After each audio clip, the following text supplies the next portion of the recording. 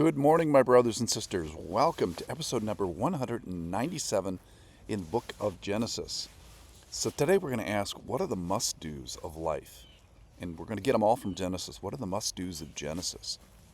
So number one is, you must start a relationship with God. Actually, the fact is, He started it. He leaned in. He makes it possible. I'm thinking of Genesis chapter 15, verse number 1. After these things, the word of the Lord came to Abram in a vision. Fear not, Abram, I am your shield. Your reward shall be very great.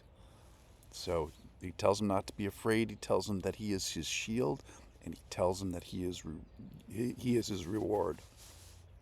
It's one of the central themes of the entire Bible, restated in every generation from Abraham, Isaac, Hannah, Samson, Barak, Hezekiah, everybody. And every great believer, or not so great believer, until today. So you get the chance, I get the chance, Abraham, the same chance that Abraham gets, all our forefathers and foremothers get, we get. Don't be afraid. I'm your shield. I'm your great reward. God promises, offers himself. You get me. Essentially, I am your reward, God being that person. So your prize is ultimately a relationship with me. So your real prize is a big dose of me, says God. I'm your shield. Ephesians 6:16 says, in all circumstances, take up the shield of faith with which you can extinguish the flaming darts of evil. Jesus is the shield, and he's like the appropriation of this long relationship. So you are my portion and prize and partner in relationship.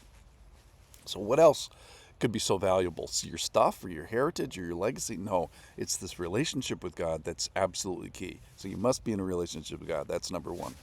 The second thing is, I think we should expect judgment. We have a holy God, but let's trust him in faith to do the things he says regarding fixing that judgment, which is, we expect judgment on one hand, but we also expect the crediting of faith to work. So this is a big theme in Genesis. We have to have the faith of Abraham. It's credited to Abraham. Abraham has faith, and all this other spiritual benefits is credit to him. And that's kind of the plan we're on. There's no plan B. So the Lord solves the problem of how do you take this relatively unfavorable group of people full of sin and have them enjoy fellowship with God forever. Well, we have to fix our sin problem somewhere in there.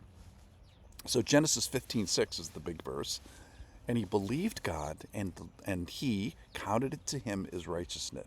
God counted it to Abraham as righteousness. So Abraham, by faith, he does the faith thing, and then God does the crediting and gives him all these other benefits. So Abram believed the Lord, and God counts it to him as righteousness.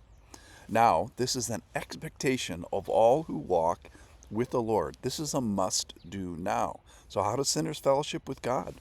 How do imperfect people try to have a relationship with God? Well, we have to trust that this is one of God's principles of his economy, that one gains benefits that you don't specifically earn. How do you do that? By faith. All right, so number one is you got to have a relationship with God. Secondly, you have to expect that faith counts. You have to expect this righteousness plan of God to actually work. And why is that? Well, because he said it.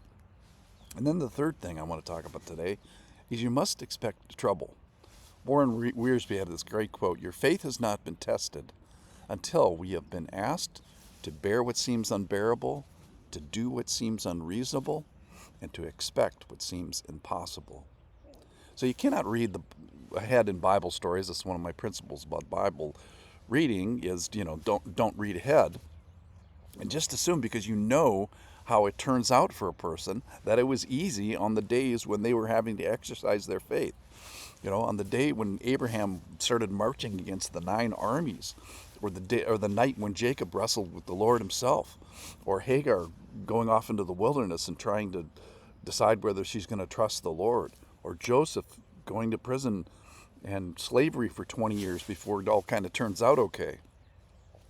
No, in real progressive time, their days seemed unbearable and unreasonable and maybe impossible. So God's kind of telling us, don't say I didn't tell you that it's going to be difficult. In this world, you're going to have troubles, it says in the New Testament. So our faith must be one with boots on and swords drawn. That's one of the fun thing about the Old Testament is you see the walking out with putting their boots on, strapping on their figurative and literal swords sometimes. So for those people and for us, some days it will seem impossible. This one day at a time and living out our faith is going to seem like testing. It's going to seem unbearable. It's going to seem unreasonable. And sometimes it's just going to seem impossible. So number one, we have to have a relationship with the Lord. Number two, we have to expect the God's plan of counting it as righteousness. We have to expect that that works because he said so. And then thirdly, we have to expect trouble. And then fourthly is let's expect help, his presence. We're seen by him.